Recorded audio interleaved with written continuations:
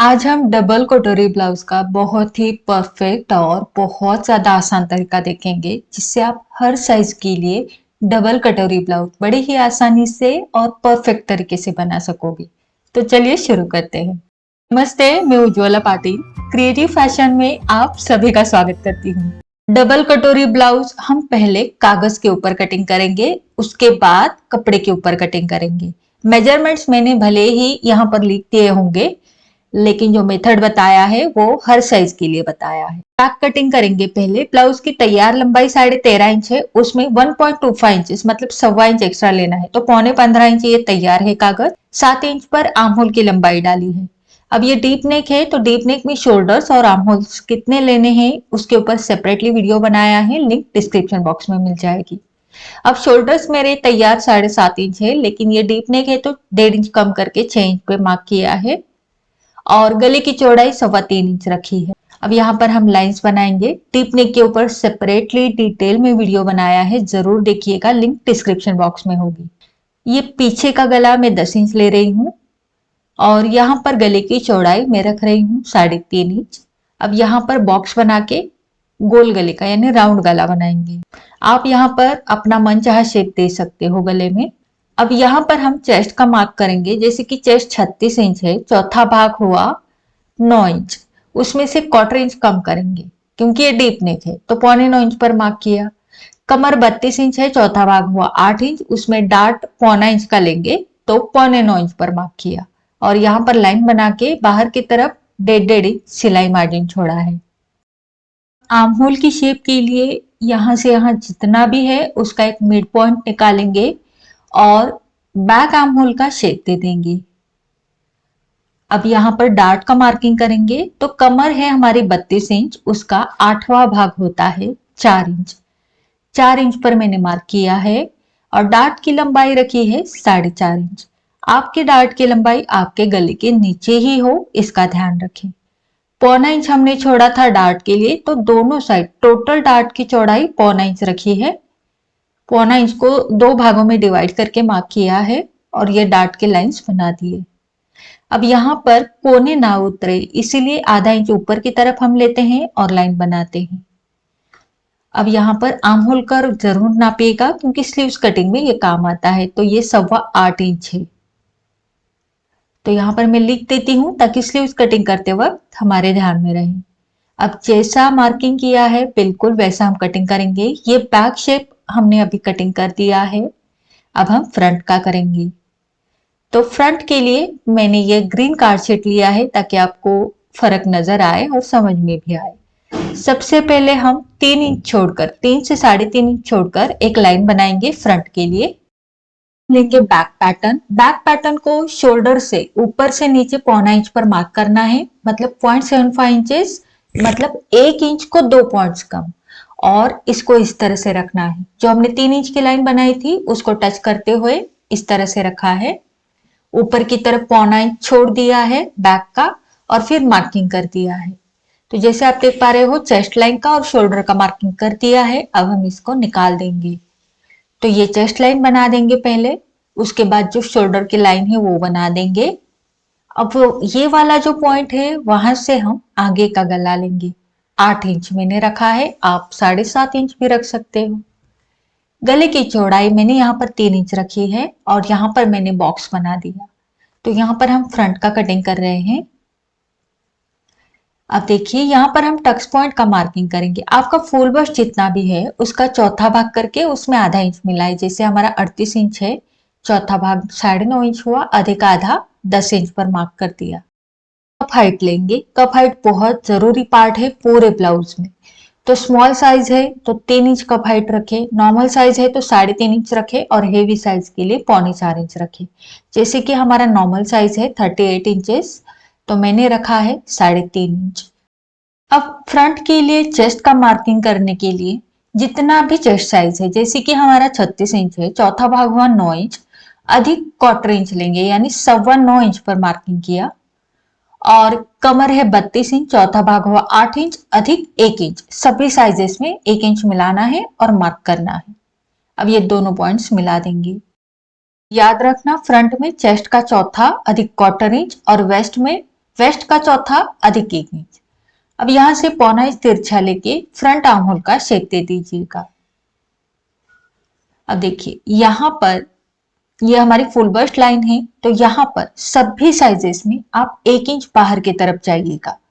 आपका चाहे कोई भी साइज हो, आपको 1 इंच इस तरह से बाहर जाना है, मार्क करना है और ये नेक लाइन से होते हुए तिरछी लाइन बना देना है। दोनों पॉइंट्स को स्केल के ऊपर रखकर तिरछी लाइन बना दी। अब यहाँ पर देखो आपका फुल बस्ट, यहाँ पर जितना भी आपका फुल बस्ट है उसके बीच में एक पॉइंट लगा दीजिएगा। जैसे कि मेरा 38 इंच है तो बीच में पॉइंट लगाया, कितना हुआ 3.8 इंचेस। अगर आपका फुल बस्ट 36 इंच है यानी 36 इंचेस है तो उसके बीच में एक पॉइंट लगा दीजिएगा, तो हो गया 3.6। मतलब जितना भी आपका फुल बस्ट है उसका 10वां भाग। 10वां भाग कैसे करना है, बीच में पॉइंट देना है। 3.6 का मतलब क्या होगा, 3.5 इंच से एक पॉइंट ज्यादा।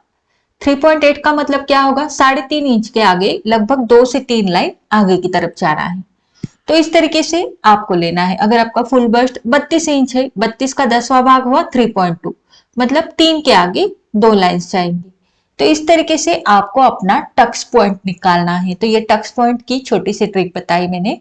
टक्स पॉइंट यहां से यहां लिया जाता है। तो पहले टक्स पॉइंट लेने से पहले आधा इंच ऊपर जाएंगे। सभी साइजेस में आप आधा इंच ऊपर जाइएगा। ये आधा इंच ऊपर जाके फिर यहाँ पर हम तिरछे में टक्स पॉइंट का मार्क करेंगे। जैसे कि हमारा 38 इंच फुल बस्ट है तो 3.8 आया, मतलब लगभग 3.25 इंच। तो 3.25 इंच पर मैंने यहाँ पर मार्क किया है, मतलब 3.5 इंच के आगे 2 लाइंस। ये इस तरह से लाइन को टच होते हुए हमारा 3.25 इंच आना चाहिए। जैसे कि यहाँ पर ये लाइन को टच होते हुए मैंने मार्क किया। अब इसी लाइन को आगे की तरफ बढ़ा दीजिएगा कुछ इस तरीके से। ठीक, अब देखिए ये 3.25 इंच है यहां तक, तो इस पॉइंट के आगे भी ये लाइन 3.25 इंच की हमें रखनी है। दोनों हमारे बिल्कुल सेम होंगे। ठीक है, तो इस तरीके से यहां पर मार्क कर दिया। यहां से सीधी लाइन नीचे की तरफ बना देंगे। ये कटोरी का ही एक हिस्सा है। अब कटोरी की गोलाई के लिए यहाँ पर हम फुल बस्ट के साइज अनुसार मार्किंग करेंगे। जैसे कि अगर आपका फुल बस्ट साइज 28 इंच से 34 इंच तक है तो 1.5 इंच रखे, 35 इंच से 38 इंच फुल बस्ट के लिए 1.25 इंच रखे और 39 इंच से आगे जितना भी आपका फुल बस्ट साइज है उनके लिए 2 इंच रखे। तो हमने रखा है 1.25 इंच। अब यहाँ पर चेस्ट लाइन के ऊपर 1 से 1.5 इंच जाना है हर साइज के लिए। मैं 1 इंच ऊपर गई हूं और यहाँ पर हम कटोरी की गोलाई का शेप देंगे। तो इस तरीके से कटोरी की गोलाई आपकी आसानी से और परफेक्ट तरीके से बन जाएगी। ये जो हमने टक्स पॉइंट का मार्किंग किया था, यहाँ पर हमारा डार्ट बनेगा।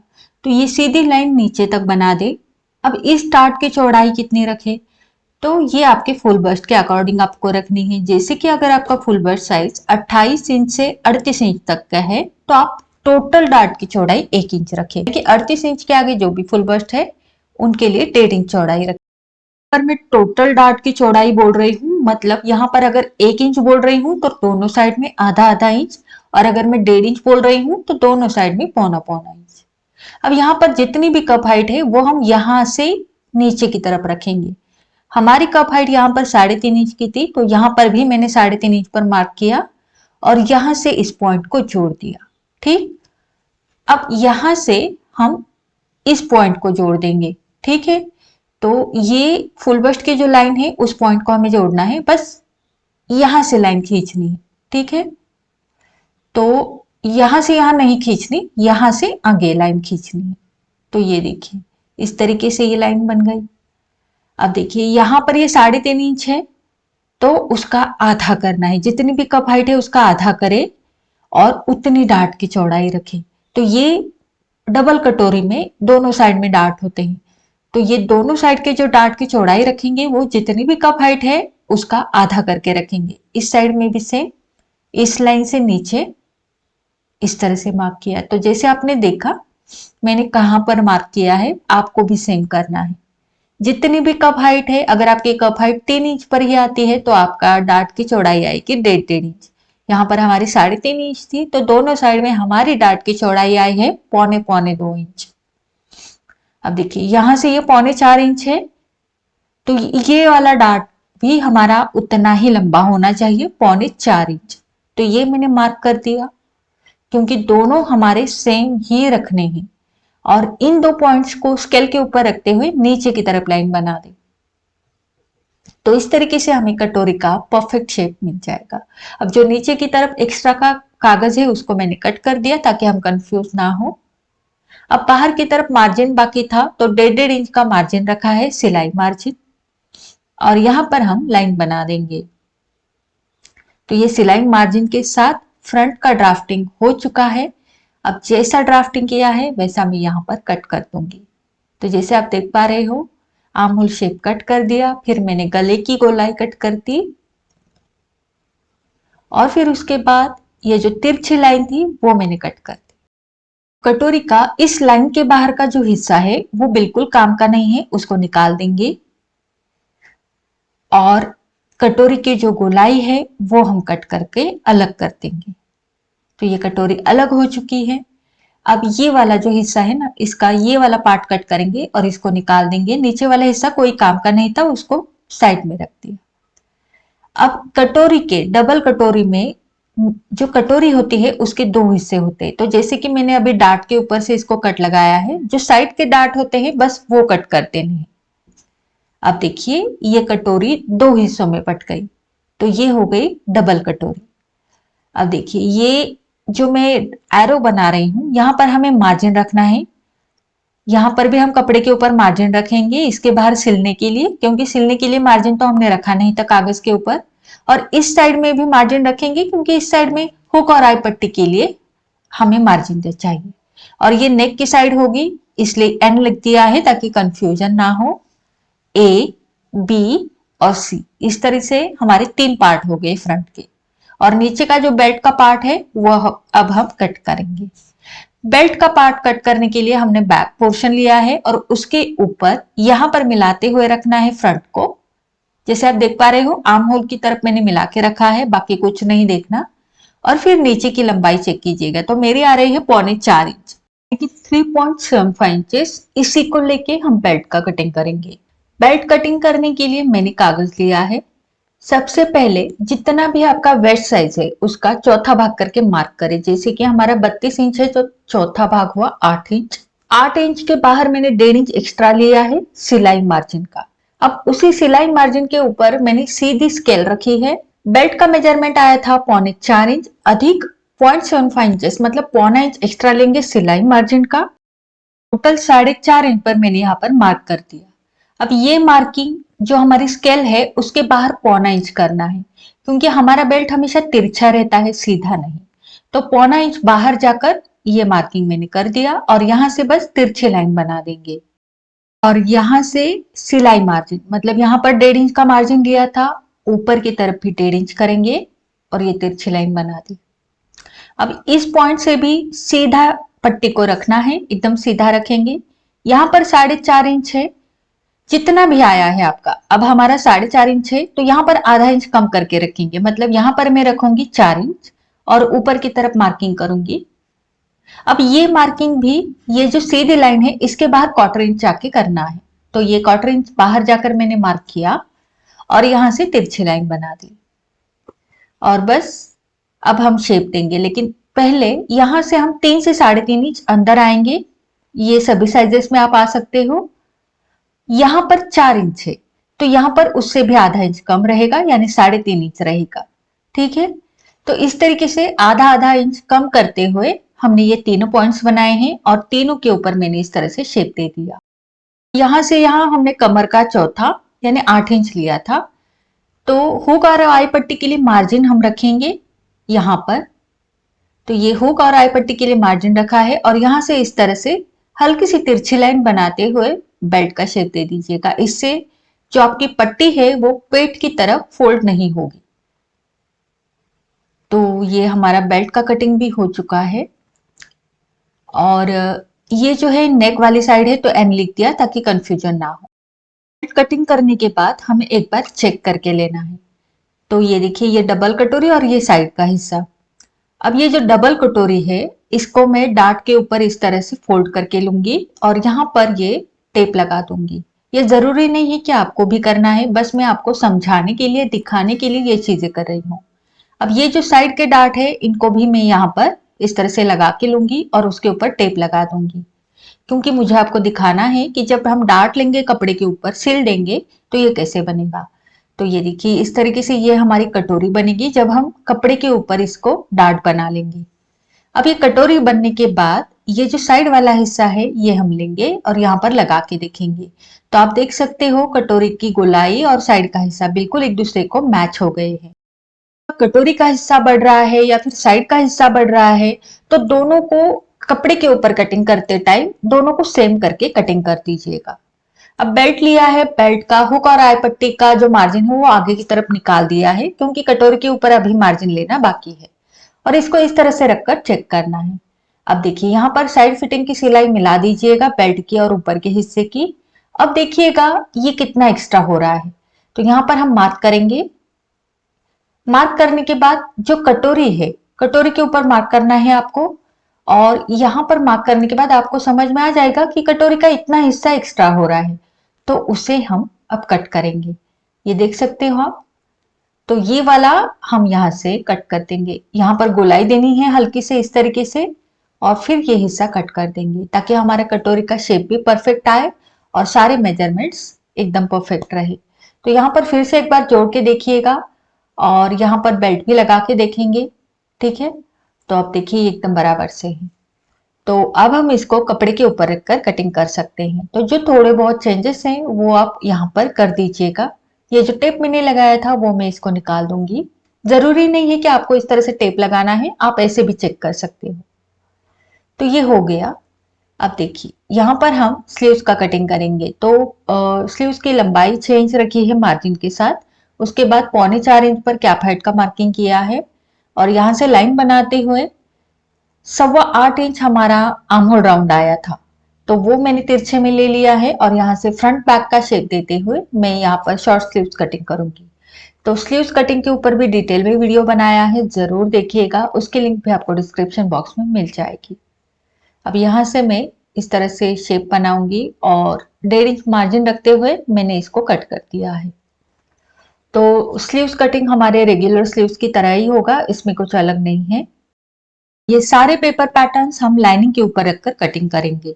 लाइनिंग को यहाँ पर फोल्ड करके रखा है, यहाँ पर बैक पैटर्न, यहाँ पर फ्रंट और यहाँ पर कटोरी। कटोरी का जो ये वाला हिस्सा है इसको इस तरह से नहीं रखना और ना ही इस तरह से रखना है। इसे हमें तिरछे में यानी बायस में रखना है, क्योंकि बायस में खिंचाव अच्छा रहता है।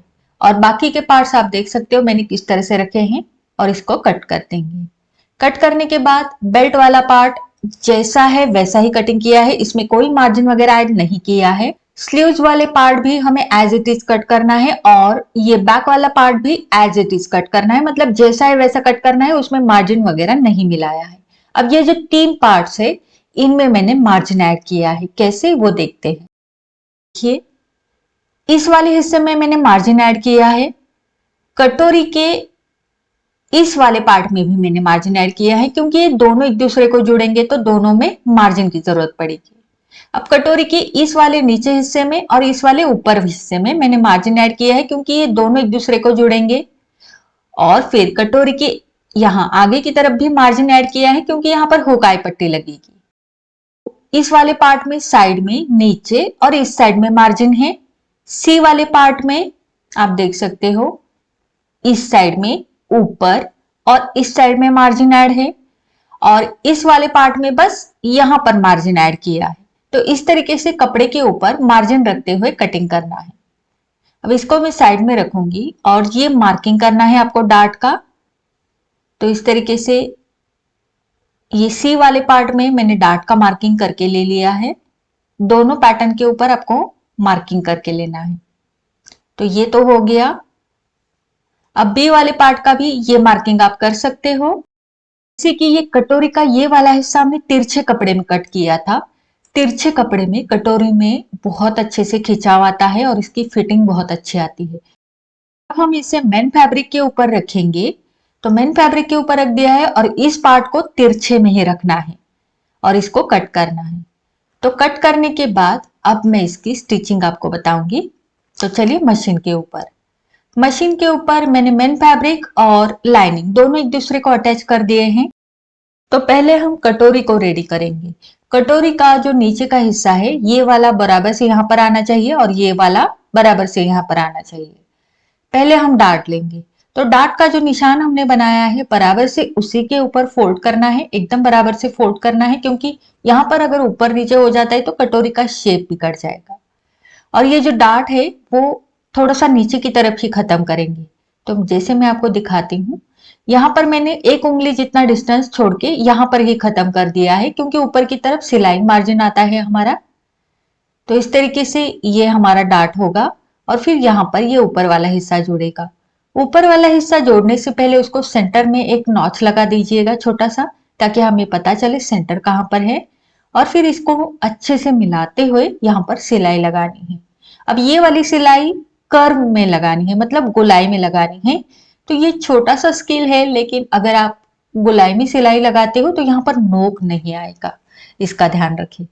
तो सेंटर से होते हुए मैंने एक हिस्से में सिलाई लगा दी और अब बचे हुए हिस्से में, तो यहाँ पर आप देख सकते हो गोलाई में सिलाई लगाने से आपका यहाँ पर नोक नहीं निकलता, जैसे कि राउंड शेप आ गया है और पफ भी इसका बहुत सुंदर आया है और शेप भी।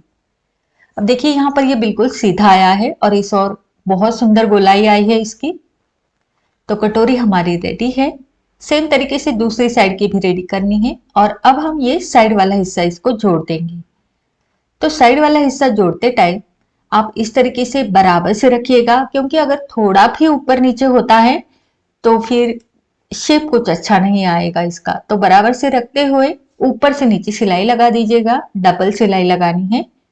और फिर ये जो मार्जिन है इसको अंदर की तरफ मोड़ते हुए थोड़ा सा आप नाखून से प्रेस कीजिएगा, या फिर आप इस्त्री करके भी ले सकते हो। अभी फिलहाल मैंने इसको नाखून से प्रेस किया है। और ये वाला जो है सिलाई मार्जिन, यहाँ पर एक छोटा सा नॉच लगाएंगे ताकि ऊपर की तरफ झोल ना आए। तो इस तरीके से ये छोटी छोटी चीजें करनी है जिससे हमारा फिनिशिंग बहुत अच्छा आता है। तो ये आप देख सकते हो बहुत सुंदर तरीके से जुड़ा है। अब नीचे की तरफ हम बेल्ट जोड़ेंगे। तो बेल्ट का नेक की साइड और फिटिंग वाली साइड अच्छे से देख लीजिएगा और फिर रखिएगा। अब इसको इस तरफ से रखेंगे और यहाँ पर आप देख सकते हो ये वाला हिस्सा थोड़ा नीचे की तरफ आ रहा था। तो यहाँ पर हम हल्का सा शेप देंगे। जैसा हमारा बेल्ट है, बेल्ट की गोलाई है, उसी के अनुसार मैंने यहाँ पर शेप दे दिया है। अगर आपका अच्छे से शेप है तो वो देने की जरूरत नहीं है। मेरा थोड़ा सा नीचे आ रहा था तो मैंने कट कर दिया। अब आप देख सकते हो बिल्कुल परफेक्ट हो गया है। अब मैं यहाँ पर बेल्ट जोड़ दूंगी। तो बेल्ट के मैंने 4 हिस्से कट किए थे, उसमें से 2 मैंने मेन फैब्रिक को जोड़ दिए हैं और 2 अलग रहेंगे। तो इस तरीके से ये मैंने बेल्ट जोड़ दिया। अब मैंने जैसे मैंने बताया 4 हिस्से मैंने बेल्ट के कट किए थे, तो उसमें से 2 एक और लगेंगे और 2 दूसरी तरफ। इस तरीके से जैसे हम रेगुलर ब्लाउज में बेल्ट अटैच करते हैं सेम तरीके से मैंने अटैच किया है। और जिस तरीके से मैंने ये वाला कटोरी का फ्रंट का हिस्सा रेडी किया है, सेम तरीके से दूसरे साइड का हिस्सा भी हमें रेडी करना है, बिल्कुल सेम तरीका रहेगा। तो यहाँ पर आप देख सकते हो बेल्ट भी हमारा अटैच हो चुका है। और बेल्ट अटैच करने के बाद मैंने हुक और आई पट्टी भी लगा दी है और दोनों पार्ट्स बिल्कुल सेम तरीके से रेडी किए हैं। अब मैंने बैक का पार्ट भी रेडी किया है और अब हम यहाँ पर शोल्डर्स अटैच करेंगे। तो शोल्डर्स को बराबर से रखते हुए सिलाई लगा देनी है। मैंने सिलाई लगा दी है और सिलाई लगाने के बाद अब मैं आपको बताऊंगी। तो देखिए आपको ये ऊपर नीचे दिखेगा। तो जब आप शोल्डर लगाओगे, स्लीव्स लगाओगे, स्लीव्स लगाने के बाद जो फिटिंग होगी, तो फिटिंग करते टाइम आपको ये बराबर से रखना है।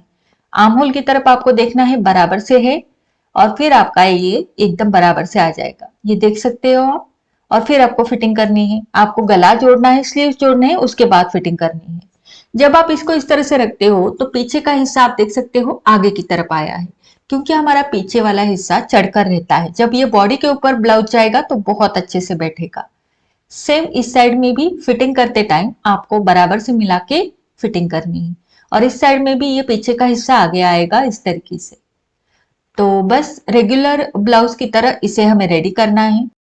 यहाँ पर मैंने स्लीव्स और लाइनिंग भी अटैच कर दिए हैं। इसको आप सेंटर से भी जोड़ सकते हो स्लीव्स को, या फिर एक साइड से दूसरी साइड तक आप इसको सिलाई लगाते हुए जोड़ दीजिएगा, बिल्कुल रेगुलर स्लीव्स की तरह।